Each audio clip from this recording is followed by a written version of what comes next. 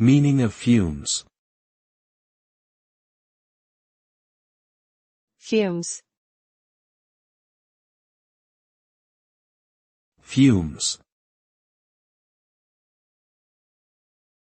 fumes, Fumes. The word fumes refers to gases or vapors that are released by burning, chemical reactions, or other processes. Inhalation of fumes can have negative consequences on human health, such as respiratory irritation, headaches, and dizziness. Fumes can also cause harm to the environment by contributing to air pollution and smog.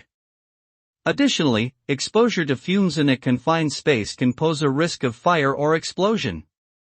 Therefore, it is important to take necessary precautions when working with or around materials that emit fumes to prevent potential harm to both individuals and the environment.